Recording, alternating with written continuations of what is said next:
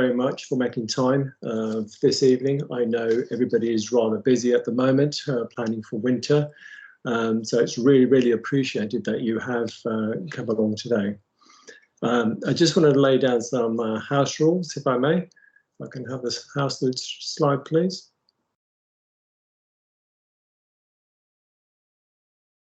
So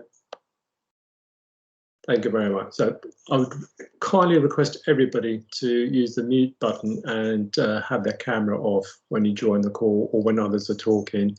There will be a session at the end where we can have Q&A. Please use the chat function because we can use that as a way of communicating with you. But there will be a Q&A session at the end. As I said earlier, this session is being recorded live and will be available on Healthy London Partnership website with all the slides. The agenda is fairly straightforward. I'm going to give a very brief introduction, then we'll have a case study followed by Darush advising on inhaler technique and also just touching on making every contact count. I'm sure the stock of community pharmacy in the pandemic has gone up greatly. Community pharmacy has been open at all times for patients, and we have seen an incredible amount of patients with asking us about inhalers, asking about other long-term conditions. But primarily, we're kind of focused here today on asthma and the inhalers. We've also seen recently the launch of the Pharmacy Quality Scheme by NHS England, and within that, Domain 4 is respiratory, focusing on ensuring that children have a personalised asthma plan, and we are providing spacer devices with every MDI that's been dispensed. So that's part of the Pharmacy Quality Scheme. Also, to provide inhaler technique for those individuals that started on inhalers during the pandemic, whether they've got asthma or COPD, and that is also fits in part of the contract, which is a new medicine service. And finally, making sure that inhalers are returned back to the community pharmacy. So this kind of fits in with the sustainability of the NHS and making sure that we dispose of the inhalers which are environmentally safe way.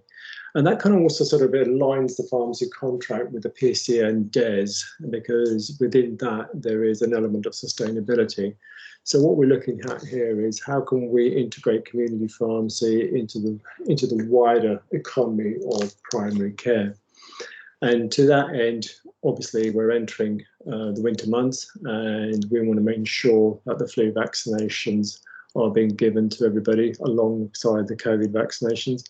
And in South East London, we were quite proactive in ensuring that making every contact count. The CCG commissioned us to interact with our patients and ask them about vaccine hesitancy. And there was quite a lot of data which has been generated, which will be evaluated by the University of Kingston.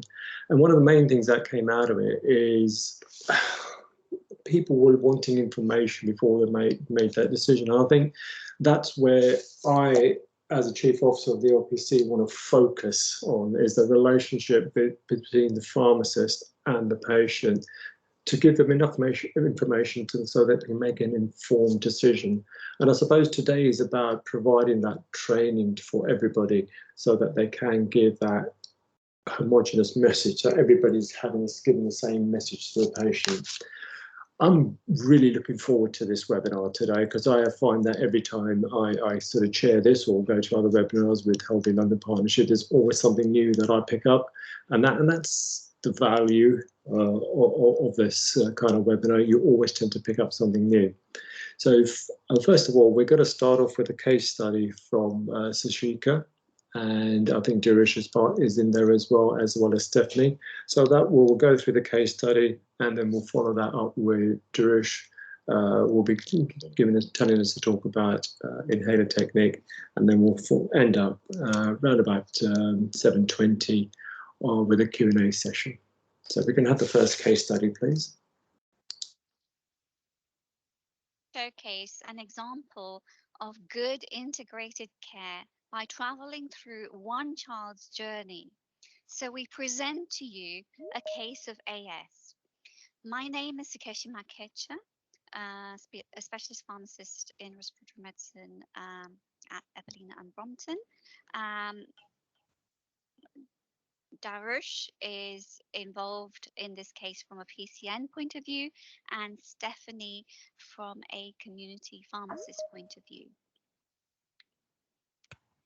So, AS, his medical history is that he is a 6-year-old Albanian boy with previous 3 admissions for viral wheeze, usually in the winter months, with no overnight stays.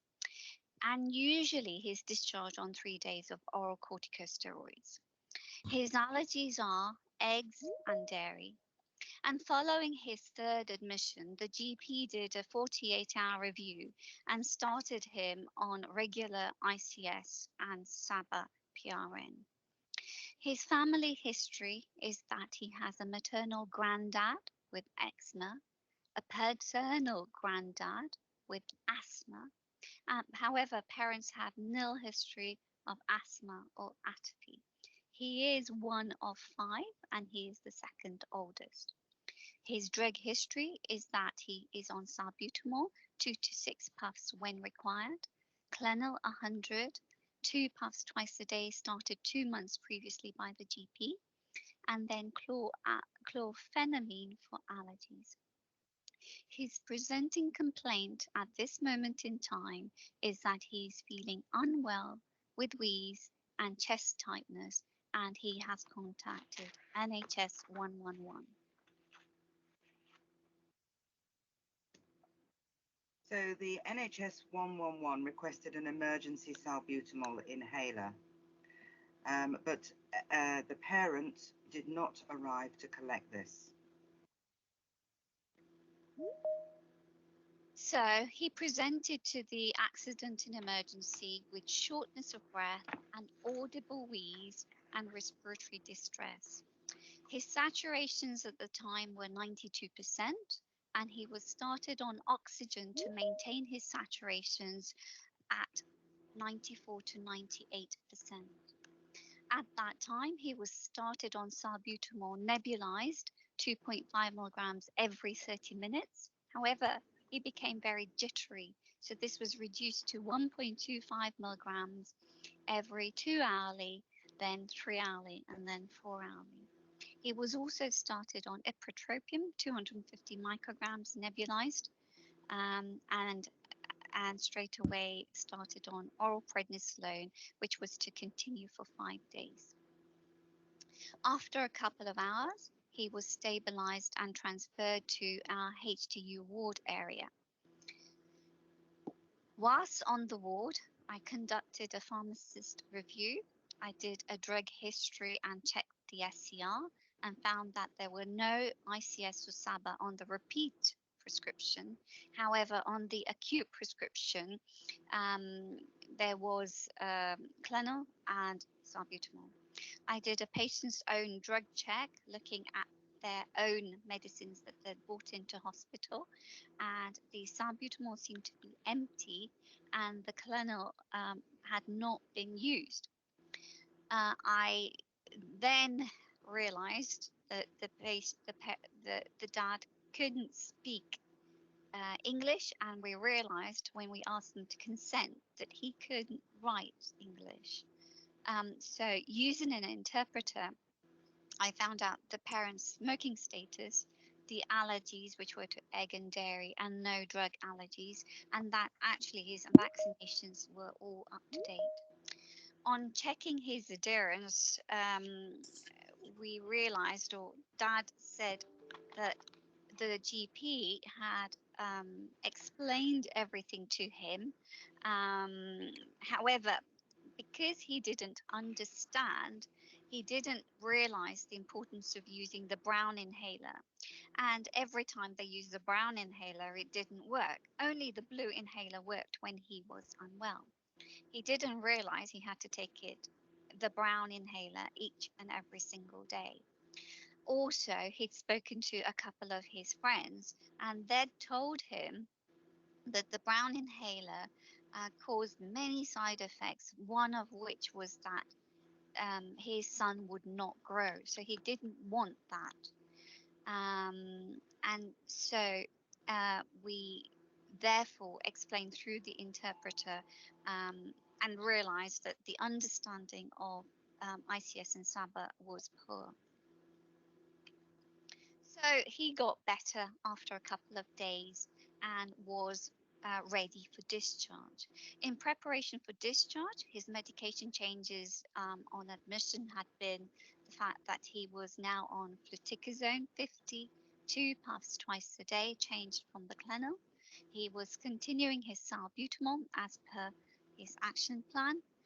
We started cetirizine liquid for any allergies, and his spacer device was changed. He had been given a yellow air chamber with a mask. We changed it to a blue air chamber with a mouthpiece so that there would be better deposition into the lungs.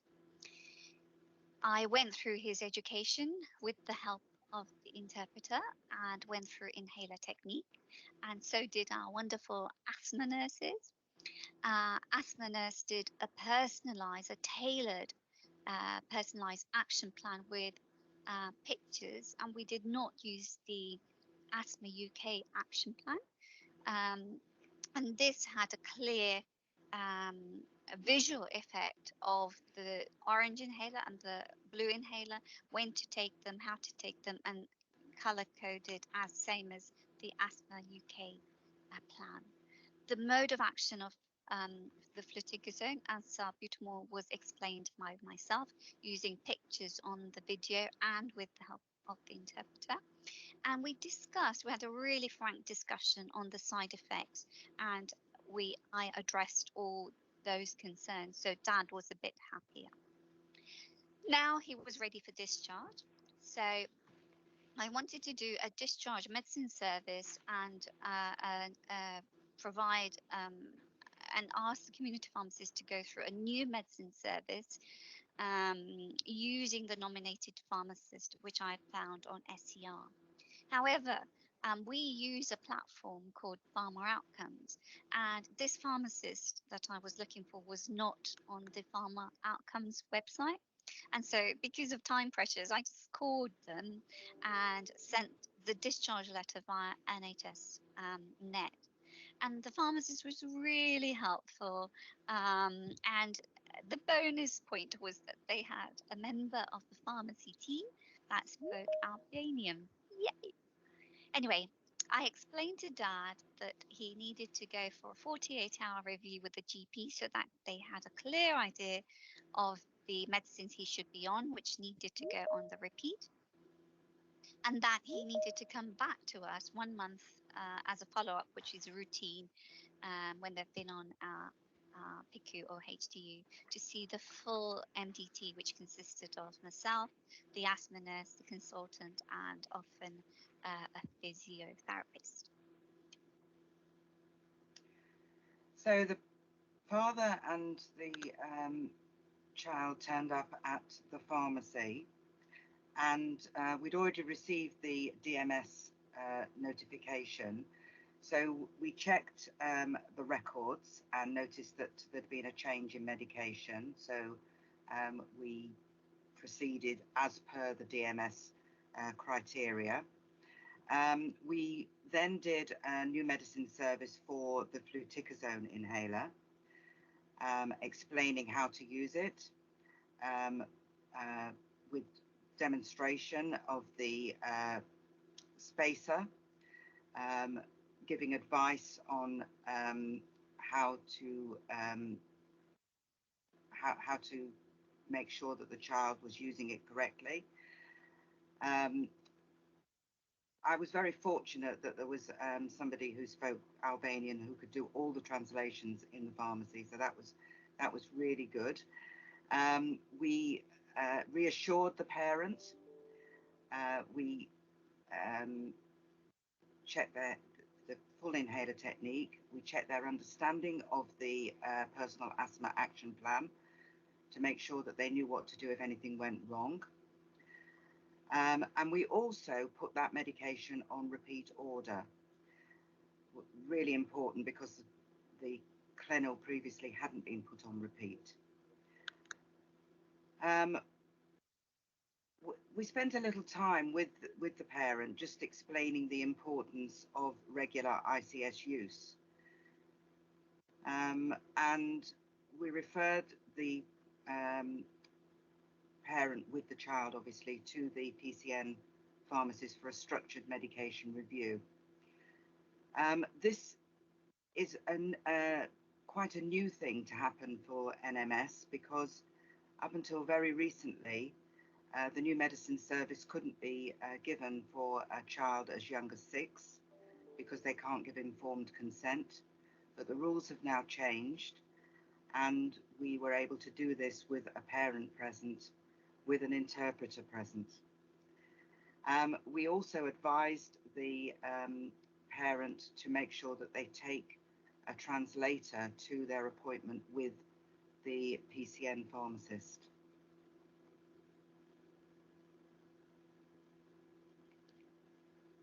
So the patient came with the translator to see PCN pharmacist, which is me, hypothetically, for this scenario. And we were pleased to say before the patient came with the father and the translator.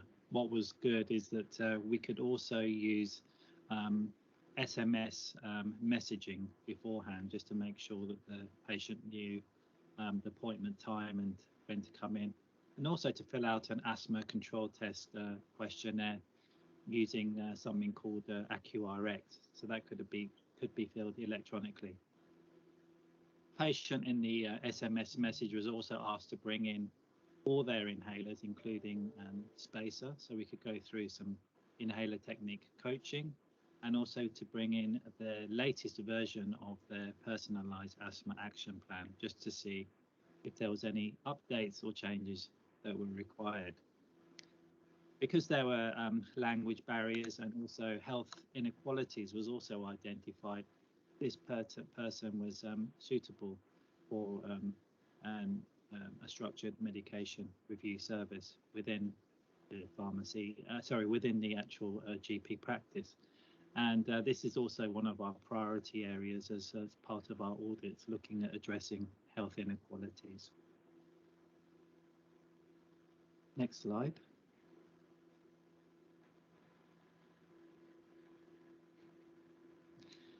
So just to give you an overview of what a structured medication review, and I've underlined some of the key words here, and because this person is going to need multiple sessions, we can't cover all of those items in one asthma review. You can't cover personalized asthma action plans, go through all the medicines in one inhaler, in one session, and also go through things like inhaler technique coaching and general management.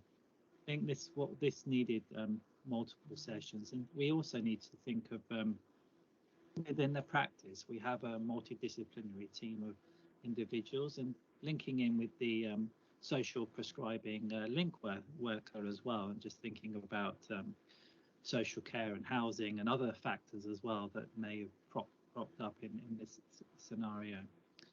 So really, I think what we should allow is this whole definition around holistic care. PCN should allow for that flexibility in appointment length and complexity of individual cases. And it's great that we've been linking in with the Healthy Living Community Pharmacy, the Healthy Living Pharmacy, and also looking at the notes that were scanned through to the GP practice. I could look at EMIS or System 1, whichever system we're using, and I could look at the scan notes to see what was happening with regards to this poor patient who had an asthma admission, and make sure that that patient was not going to hopefully be readmitted. So all of those were factored in. Next slide, please. So when reviewing the medication, because they're under the care of the specialists as well within the hospital, and they had an appointment planned for 1 month follow-up, which was good. We could see that from the notes. What was important, though, that we could ask more questions, open-ended questions, and really get into the patient's ideas, concerns, expectations, and look at any other potential factors that could, like triggers, other triggers that could get in the way of that person's asthma. SABR over-reliance is a high priority within the GP practice area as well, and with regards to making sure that that's a risk, well, understanding that's a risk factor for that person to go on to have future attacks, and also ICS adherence. But were there any other comorbidities going on, like allergic rhinitis as well, and were there any other smokers living in the household, etc.? So these are the factors, and where their housing was, and were they on a sort of polluted high road, for example. Next slide, please. However, 9 months later, the child ends up in A&E again, breathless, wheezy, and requiring HTU admission. So why did this actually happen? Why did this child, after so much time, so much education, so much energy, end up on the HTU again? Well, Dad went back to Albania due to an emergency in the family. Mum could not manage on her own with the 5 kids. It became a very chaotic household. The recent pickup rate from the community pharmacy was poor and hadn't been picked up for the past 2 months. And effectively, she did not manage to give her ICS regularly. Mum had a poor understanding of the importance of the inhaled corticosteroids. So here we can see that there is an importance in educating the whole family, and we should have, in hindsight, made sure that both parents were in attendance at the consultations, both in the pharmacy, at the PCN, with the PCN pharmacist in the surgery, or perhaps explained to the father the importance of making sure that everyone understood, because the child really isn't old enough to be in control of his own medication. And if the mother has no knowledge of the importance of it, then things are going to fall apart very quickly.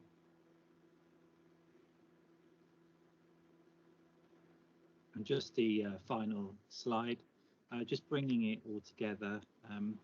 You could see there's 3 different pharmacists on this in this presentation, and from 3 different sectors. And just to highlight that as an MDT team, we have to think, of course, Sukeshi was mentioning the critical roles of the nurses and the respiratory pediatricians, respiratory consultants, etc. GPs, everybody needs to be involved in this person's management to some degree. And I think if we tap into all of the services that are out there now, and a lot of the services have been updated recently, there's a lot of opportunity for us to look at all the skill sets of different sectors. I know, for example, in PCNs or primary care networks, some of our priority areas will be addressing SABR over-reliance, and there'll be funding attached to that, and also looking at ICS adherence. For community pharmacy, there's inhaler recycling schemes going on at the moment. We're trying to deliver a net zero NHS, but inhaler technique coaching, most importantly, for new medicines, and also people with young people, if they have not got a spacer device with their metered dose inhaler, that will also be one of the target areas for community pharmacy and personalised asthma action plans. And finally, just to say, with the Discharge Medicines Service, we know that 5% of all hospital admissions and medicines related non-adherence is a key problem, and around 1/3 to 1/2 of patients are not taking their medications correctly. So it's really important that communication between hospital and community pharmacy is there. So I think the future looks bright. We just need to connect all these services well, I think. Thank you. Thank you. Thank you. Thank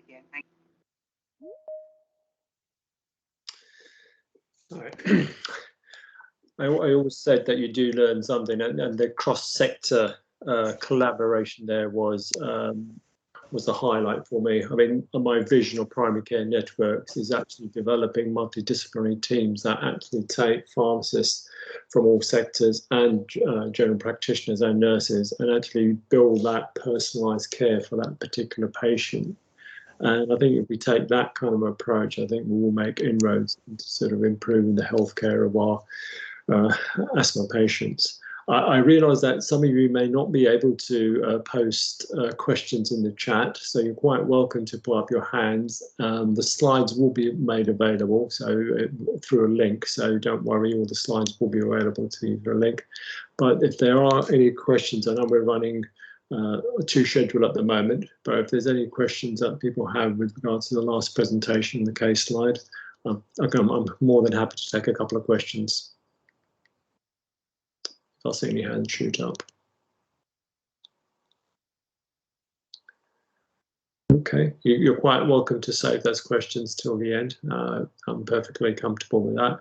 In the meantime, we'll go over to Darush and we will talk about inhaler technique in children, and we also will consider making every contact count. Thanks, Raj. Right, can you see my screen all right, Raj, before and hear me? Okay. Yeah, you're fine to go. Perfect, thank you.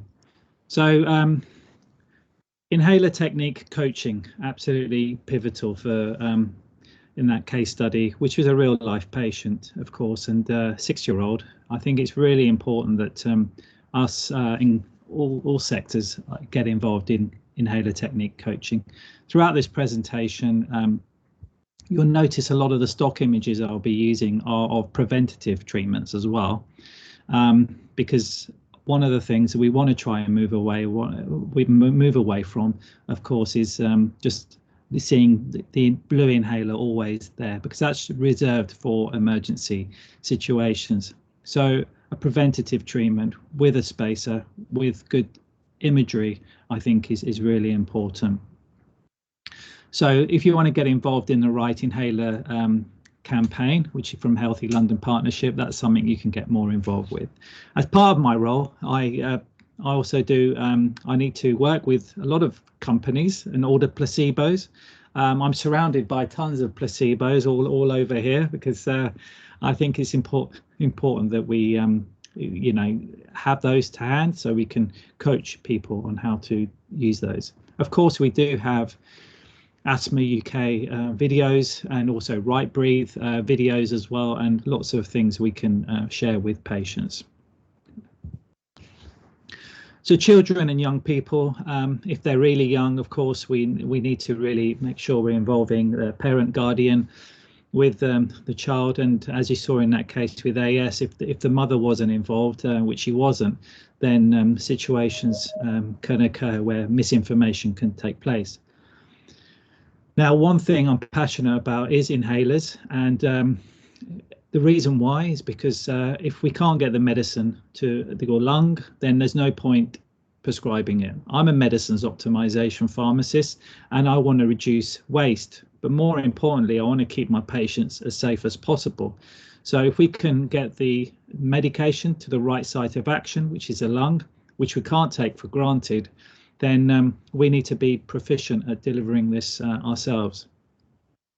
So you'll see for children and young people, there are lots of options, but metered-dose inhalers, I wouldn't recommend alone for adults even, let alone children and young people. So you can see around 9 out of 10 of us healthcare professionals may make a mistake when it comes to the 7 steps to good inhaler technique, which is all set out from the UK Inhaler Group standards. So metered dose inhaler and spacer, hand and glove really fit together nicely, and they should be coached properly and well, and that time should be spent with patients. Dry powder inhalers, errors can still occur as well, and you can see from this data around 1 in 2 people We'll get it right with good coaching.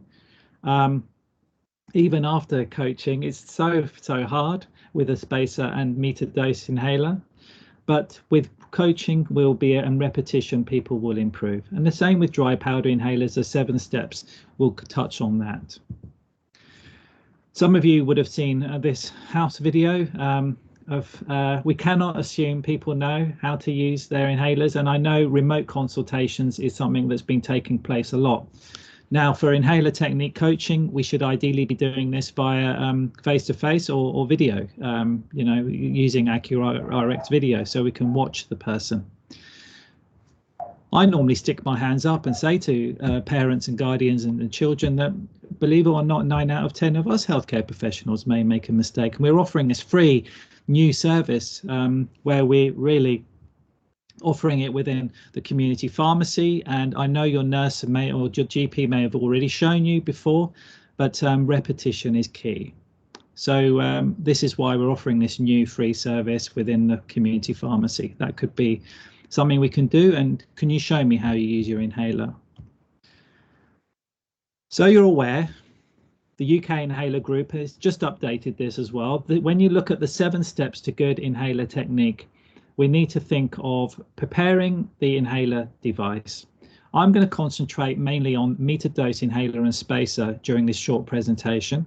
And then I'm going to do a quick demo of a dry powder inhaler as well. There are not many licensed treatments for pediatric for young age groups. And again, I'll show you some of the options on RightBreathe. But preparing and loading the dose. I mean, when you're thinking of preparing the inhaler, it's very important to check expiry dates, check if it's got a dose counter on it, remove the cap from the device. You never know, people do forget sometimes to remove the cap. And then, of course, for the first opening, we need to prime it as well and follow the manufacturer's instructions on priming. If you haven't used your metered dose inhaler, for example, for a few days, maybe 4 or 5 days, again, it's really important to prime it a couple of times. You don't need to prime it every day. It's just on first use normally. And if a person is using their preventative treatment regularly, then they won't need to prime it. The other thing to think about, if it's a baby or a young toddler, we need to sit them on your lap facing you. So think of how you're going to be practically doing that. And if it's an older child, you may be sitting or standing up straight and still tilting their chin up. It's very important for the medication to get around the airways. So tilting the chin up is really important, because most of the drug will end up at the back of your throat if your chin, for example, is not tilted. And mask.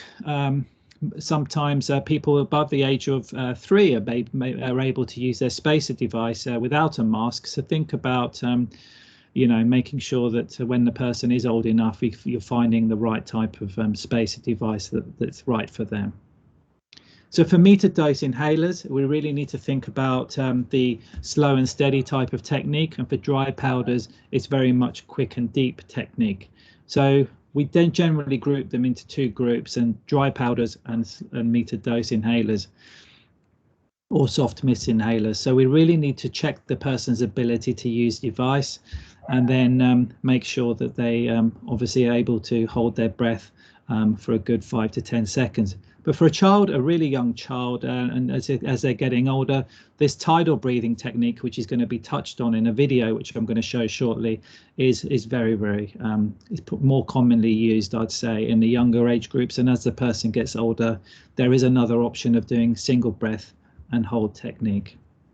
So I have missed out around making sure you've emptied your lung out fully before you're breathing in, but this video will sort of go through those. Just something we'll share with you, the slides afterwards. Spacer devices are really, really advantageous because they do slow down the aerosol as it emerges from the metered dose inhaler. Because if you're trying to breathe through this and it's very close to your lips, which it will be, something that's coming out around 70 miles an hour is going to mainly hit the back of your throat. So the spacer is really important and has lots of advantages. It is important, though, that your person does breathe in quite soon after the actuation, because otherwise a lot of the drug could potentially get lost in the spacer. The other good thing as well, of course, it reduces oropharyngeal deposition as well. So if you're using inhaled corticosteroids, you may be less likely to get side effects. So let me show you this short video around single breath and hold technique and tidal breaths, and I'll have a couple of comments after that. Spacer devices. So single breath and hold technique, and there's also tidal breathing technique, with mask or without mask. So it's important that you find the right spacer device for the right patient. So let's do a demonstration of single breath technique. I'll do that first of all with a large volumatic spacer. Thing to be aware of is the compatibility of a meter dose inhaler with the spacer. So this one fits snugly, but it doesn't fit every device. Let's assume we've prepared and loaded the meter dose inhaler. This is a single breath and hold technique.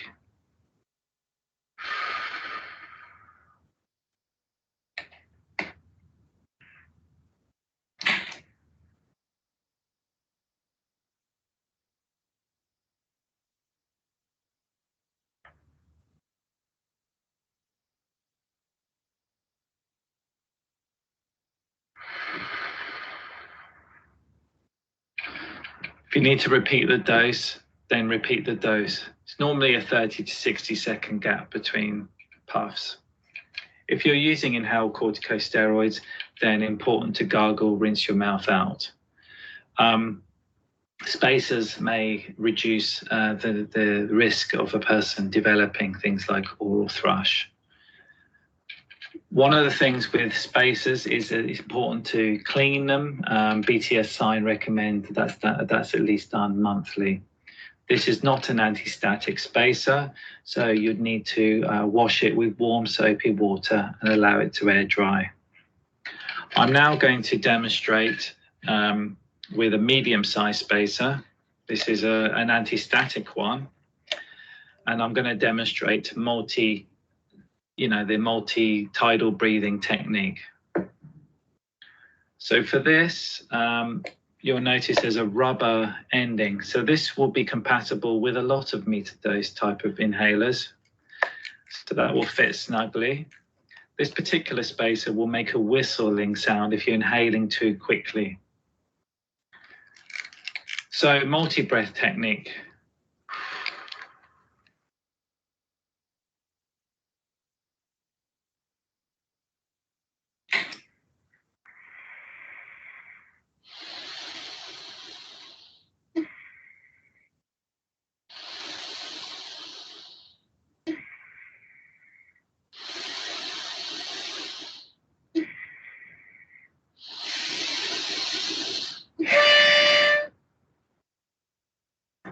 You may have noticed on the last one, I inhaled very quickly, and you would have heard the whistling sound. So really important, slow and steady breaths in.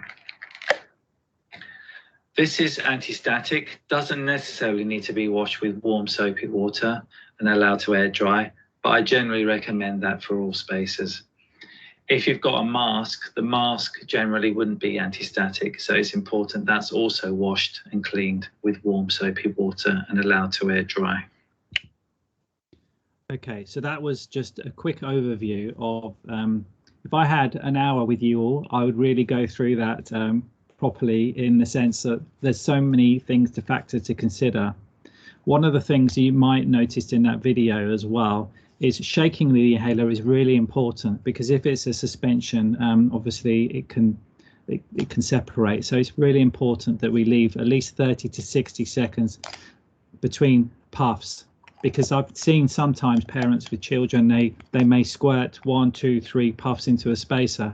That's the second, third, fourth puff is not going to be any good. You have to leave at least 30 to 60 seconds between puffs as well. So in community pharmacy, this is something I've been doing in the northwest of England, and with the support of Tidal Medical, around how we can community pharmacists can become spacer guardians, and they can really any prescriptions that come in for metered dose inhalers, we should really be asking if the person has got a spacer with that, and if they do have a spacer, was it changed within the last 12 months?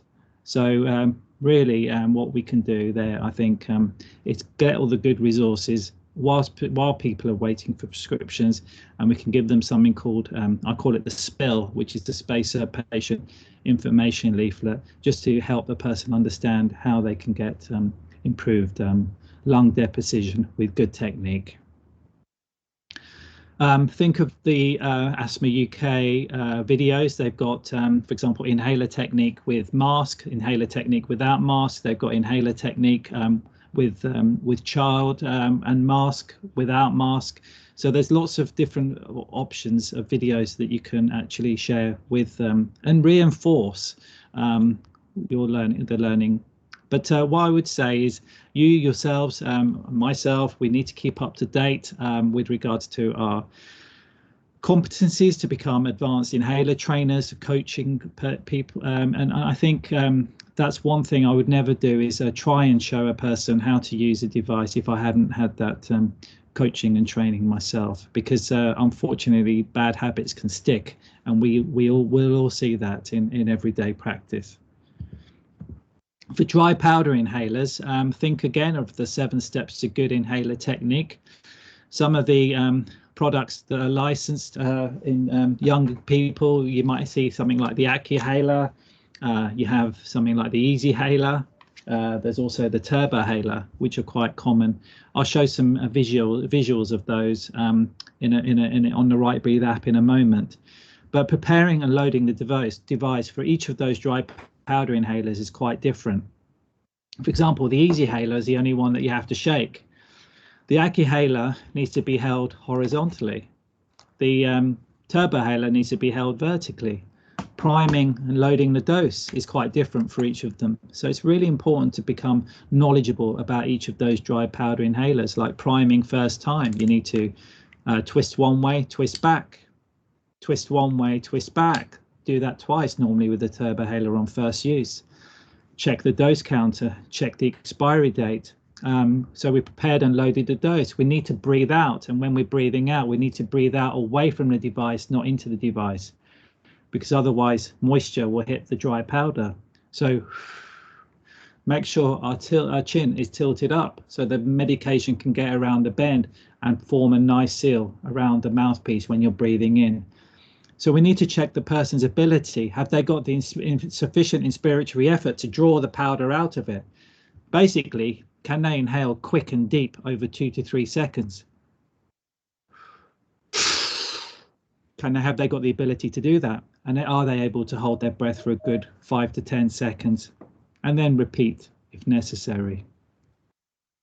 So RightBreathe will show you the pediatric asthma license, which tells you whether the medication has got a dose counter on it, for example. You'll notice, for example, some of the medications like in the EasyHaler device might be licensed from 4 years plus. Some of them are licensed, like these ones on screen, will be around 6 years plus. But if you're on something like Seretide, you'll notice that's licensed from 4 years plus in AccuHaler. But just checking the latest version of the summary of the product or characteristics of that drug is really, really important. So that's my talk on spacer and coaching. And what I'm going to do is just literally for 6 minutes go through making every contact count.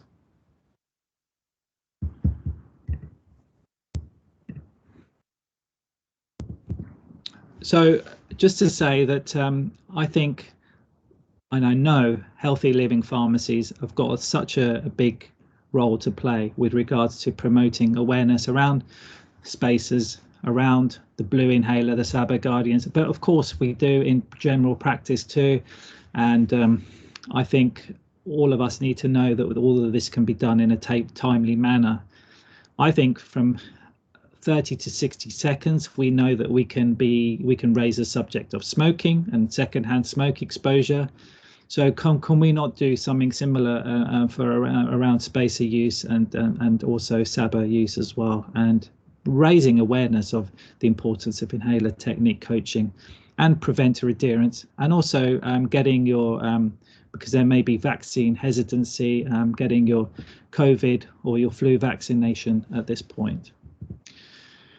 And I know that you know, we need the capability, and this is why regular training like what we've got tonight, I think is really, really important, even though this might be just a taster, but we can see that more can be done to upskill ourselves even further. And we need to have the opportunity. So if the services are remunerated, as we discussed in our earlier case study, it's great to see that there are incentives now to really help us become more involved in respiratory care, respiratory management, and prevent ill health as well. So some of you may be familiar with the slide rule that you can get from the Primary Care Respiratory Society. What this does, a lot of us may be aware that if you're having to use your blue inhaler more than twice a week, that's an indicator of poor control. Each one of these canisters contains 200 puffs of salbutamol, for example, if you were to prescribe a salbutamol in a meter dose inhaler. So one dose is considered as 1 to 2 puffs. So in theory, if you're doing 1 to 2 puffs and you're not doing that more than twice a week, you shouldn't really need more than 6 puffs a week. So in essence, 1 or 2 canisters should be enough for that person if they've got well-controlled asthma. But unfortunately, a lot of us will see from our medication records and also from GP practice records that people are prescribed sometimes 6, sometimes 12 canisters a year. This is a medical emergency in my eyes, because that person is getting 6, for example, is getting potentially 1,200 breathless moments, as you can see from the slide rule, 27 puffs a week, and maybe using 4 puffs a day. This is not how to live well with asthma. We can offer things like the Reliever Reliance Test questionnaire, which is a bit like the Asthma Control Test questionnaire, which is 5 questions. And this is just to make, because asthma management has really changed. A lot of people do think of asthma as still a disease of bronchoconstriction, which it is to some degree, but it's mainly a condition of inflammation, and we need to treat underlying inflammation. So this self-test is designed to help you and your doctor, nurse or pharmacist to understand what you think about your blue reliever inhaler for asthma and whether you might be relying on it too much.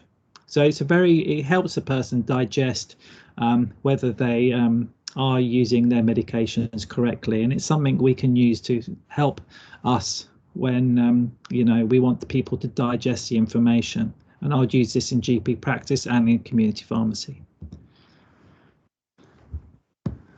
This is a shocking slide, unfortunately. It shows how very few people from Asthma UK, British Lung Foundation surveys, how very few of us actually raise the subject of smoking cessation.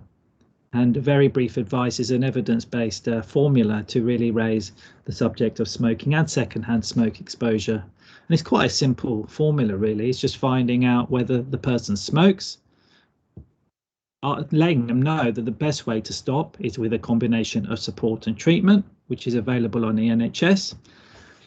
When I ran group consultations, I used to take people's carbon monoxide readings as well during these group consultations for children and young people, and give them badges and stickers, you know, but it was really there to look at secondhand smoke exposure as well. And then if a person does live with a smoker, or if they smoke themselves, if it's a young person who smokes themselves, then we can highlight that it's never too early to stop smoking and that our door is always open to support them. And if they are interested in stopping, we can support them on the NHS. 30 seconds to save a life. We've touched on spacer information leaflet, but this is just a sort of algorithm that I was using for the Northwest around what we could do around if you had 30 to 60 seconds, 2 to 5 minutes or 10 minutes in a community pharmacy. we called this questionnaire we had the SPOC, which is a spacer opinion questionnaire, this is just a snapshot of the tasks of what to do. But the SPOC is a really good questionnaire. Community pharmacists can ask their patients, and the SPIL was the patient information leaflet. Inhaler technique we've talked about, and we know how important that is. You know, we need to step back before we even step up, because sometimes we up the strength of medication and things like that, and unfortunately if we're increasing strength or dosages, that can mean more side effects. Why don't we step back first and check that they've optimally getting the medication to the lungs? Really important that we all of us become inhaler technique guardians, and that's been a big focus of tonight's talk.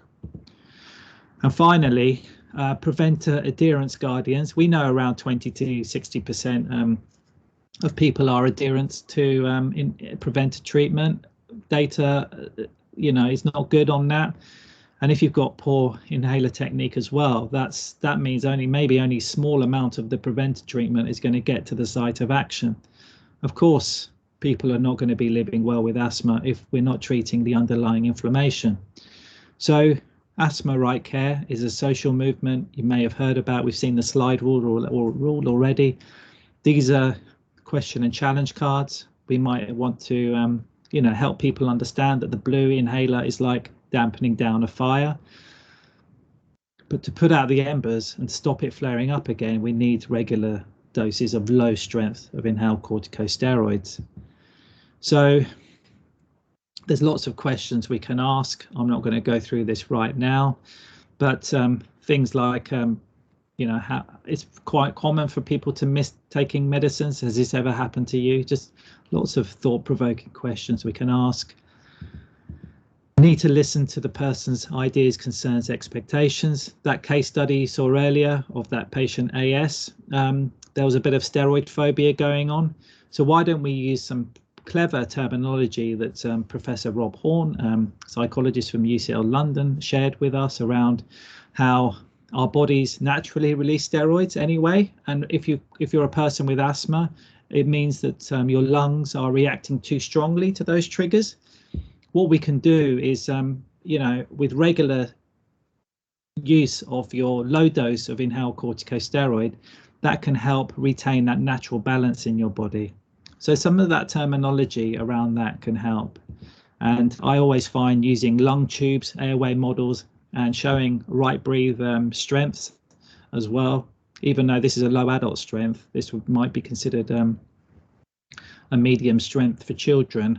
So just be familiar with potencies of steroids as well, and reassure people.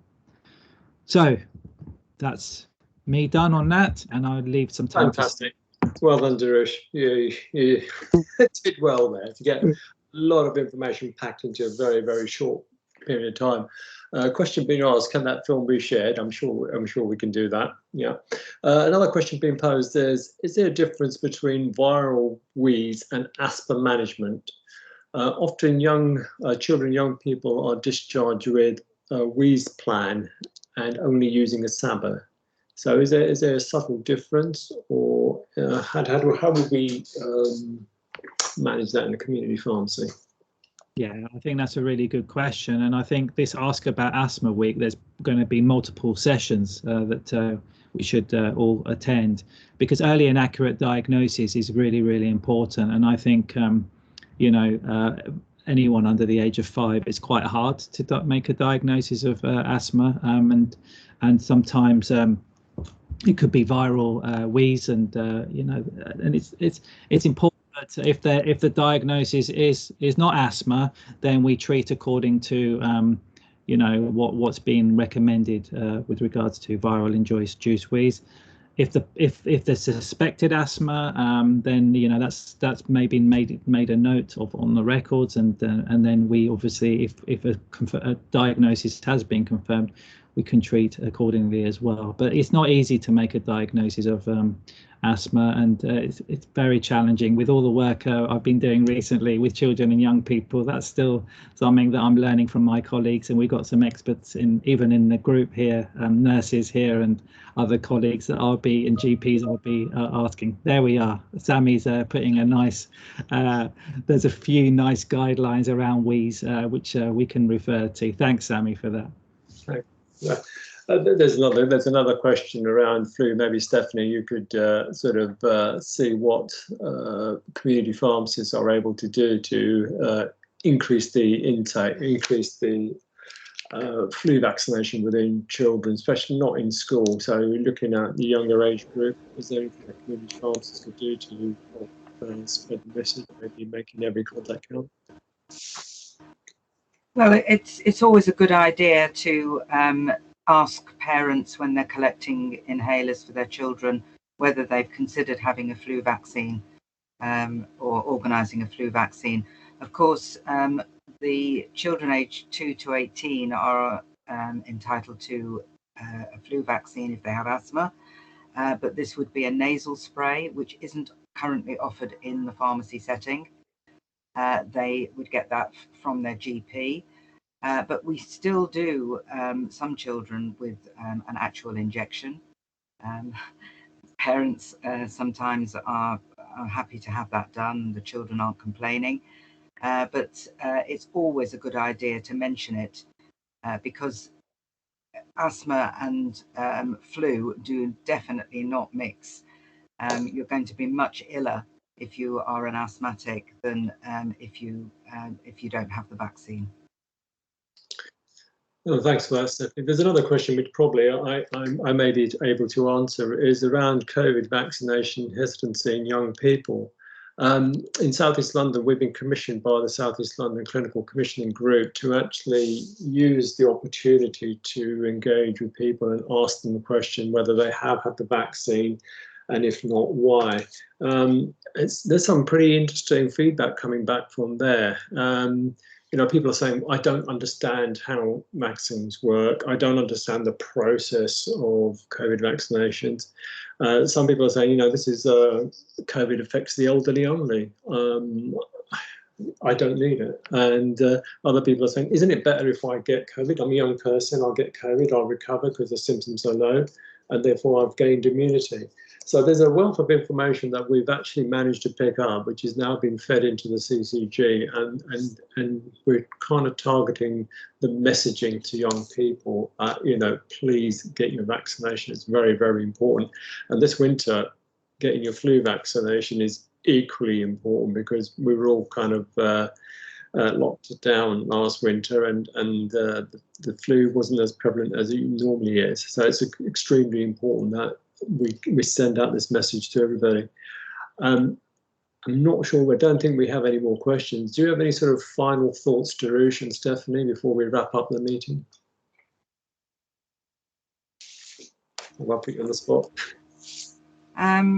Well, I can tell you that we're holding an event in Northwest London on the 7th of October, which is going to tackle the psychology of non-adherence.